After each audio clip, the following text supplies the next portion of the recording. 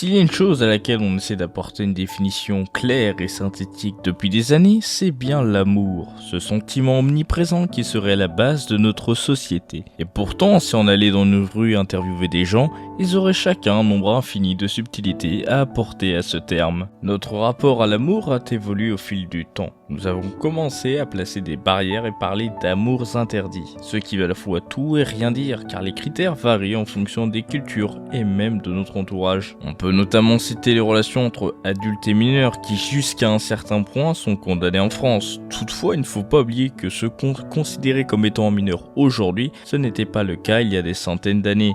Une barrière a donc été construite. L'inverse existe aussi. Pendant une période de temps, les relations homosexuelles étaient interdites et sont redevenues tolérées pour enfin obtenir un statut légal en 2012, toujours en France. Ici, une barrière a été détruite. Par conséquent, même sans clairement définir l'amour, nous nous apercevons que notre rapport avec semble en constante évolution. Ce qui peut nous amener à tout un tas de questions, mais celle qui nous intéresse aujourd'hui, après avoir révélé que cette chose est modulable, est: l'amour a-t-il un genre ? Nous entendons souvent dire que le résultat d'un amour profond est la naissance d'un enfant, car faire perdurer son espèce est le but de tout être. Ainsi, nous pouvons dire que l'amour est forcément genré, car sa forme la plus importante ne peut exister qu'entre un mâle et une femelle. Cependant, des unions qui biologiquement ne peuvent pas avoir de descendance ou encore des personnes qui ne veulent pas avoir de nouveau-nés vont à contre-cœur de la raison de leur existence biologique. Peut-on alors les considérer comme défaillants ? En pensant de cette manière, nous faisons erreur et partons avec des préacquis qui sont visiblement faux, du moins pour les unions qui ne peuvent pas biologiquement avoir d'enfants, car le sujet sous-jacent de ce point est bien évidemment l'homosexualité. Nous savons par des scientifiques tels que Jacques Balthazar et ses expériences que l'homosexualité est un phénomène parfaitement explicable et naturel qui se produit à la naissance et n'est pas forcément lié à un comportement sexuel différent de celui de l'hétérosexualité. La subtilité ajoutée étant que certaines personnes sont homosexuelles bel et bien à cause de leur comportement. Il existe plusieurs théories sur les raisons de ce biomécanisme, comme le fait que cela permettrait de réguler la population, ce qui ne serait pas étonnant car globalement on a autant de naissances d'hommes que de femmes alors que statistiquement cela pourrait se dérégler. Maintenant, nous savons que biologiquement parlant, les unions non hétérosexuelles ont un sens pour les populations. Comment cela se transpose-t-il sur l'homme vivant dans une société ? En effet, depuis tout à l'heure, nous sommes dans l'abstrait et la biologie. Toutefois, le genre de l'amour n'est pas scientifique, mais plutôt social. Pour essayer de nous approcher d'une réponse, nous nous servirons du film Umibeno étranger de Kei Kana, et plus exactement de son adaptation en film réalisé par Ohashi Akiyo en 2020.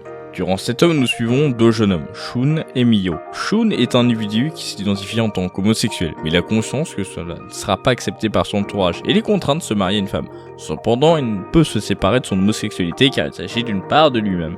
Un beau jour, il finit par fuir cette situation juste avant le mariage en partant sur une île où il était déjà allé par le passé. Il est intéressant de voir que nous pouvons faire un parallèle avec le conte qui est raconté dans Je ne suis pas un guide de fiction de Naoto Asahara qui parle d'une chauve-souris qui rejoignait le camp des oiseaux ou des souris selon ses besoins alors que ces derniers sont ennemis car elle ne possède pas la faculté de se faufiler des souris ou bien le bec acéré des oiseaux. Elle doit donc mentir pour survivre et se retrouve donc seule. En tant qu'œil extérieur, nous pouvons voir la chauve-souris ou bien Shun comme des lâches ou des traîtres. Cet individu part sans rien dire à personne en brisant le cœur de quelqu'un, ce qui est vu comme quelque chose de mal. Parlons de Mio. Mio est perdu après le décès de sa mère. La personne qui apportera du réconfort dans cette phase déprimante est Shun, qui est attiré par lui, ce qui naturellement crée un lien affectif. Et là, ils seront séparés pendant plusieurs années.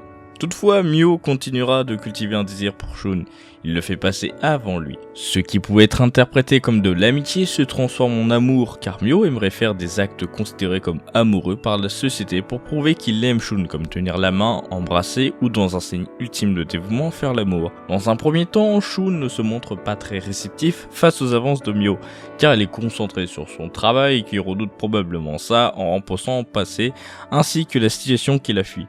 Une fois un certain nombre de péripéties traversées, Shun accepte ses sentiments et ils finissent par se reconnaître comme étant un couple. C'est alors que leur sexualité s'exprime et Mio comprend qu'il n'aime pas les garçons Mickey Lemchun. Ce qui peut surprendre dans un sens, mais là voilà notre réponse. L'amour qu'on peut avoir pour quelqu'un peut diverger de son orientation sexuelle. Alors oui, dans notre société moderne, on a tendance à mettre des étiquettes partout pour avoir une meilleure approche de notre monde, et donc on a envie de coller sur la tête de Mio bisexuel ou pansexuel. Hélas, en faisant ça, on aseptise toute nuance et cela donne l'impression que Mio aime les hommes alors qu'il n'est pas attiré par ces derniers, mais bien par un individu en particulier qui est un homme. Ce qui signifie qu'il faut par conséquence voir l'amour comme quelque chose de plus large, pas seulement à travers du prisme de l'orientation sexuelle.